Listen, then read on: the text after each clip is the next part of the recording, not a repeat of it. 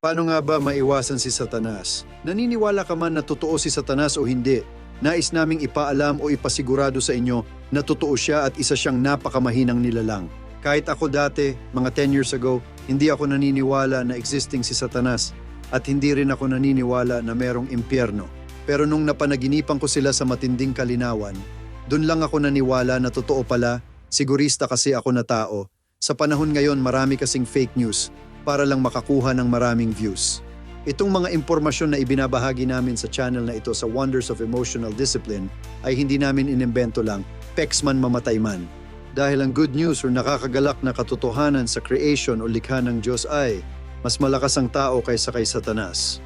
Ang mga tao na gawa sa lupa ay malakas manindigan, huwag lang sana panindigan ng mga tao ang mga kasinungalingan ni Satanas para hindi nila maabuso at masira ang kanilang mga sarili. Magsisinungaling si Satanas para magmukha siyang malakas at magaling pero mahina naman pala at walang maibubuga. Magsisinungaling pa siya para magmukha siyang mabango at malinis pero siya ay napakadumi at mabaho. Ang isa sa mga halimbawa po doon ay ang pornografiya. Ang pornografiya ay isang material na hindi kailanman magbibigay ng sex education kundi magre-resulta lang sa atin ng fornication, adultery, at matinding pagkabasag sa respetadong pakikitungo natin sa isa't isa at sa Diyos.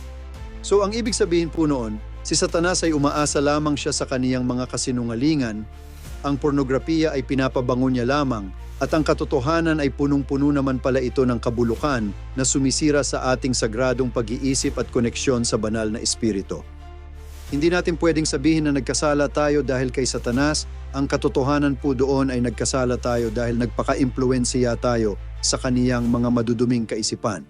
Kapag nasa harapan natin ang impluwensya ni Satanas, pwedeng-pwede naman nating iwasan, tanggihan, huwag pansinin, at huwag magpahigop sa kaniyang mga masasamang kabalakan. Dahil tayong mga tao ay ginawa ng Diyos na sadyang mas malakas kaysa sa Kanya.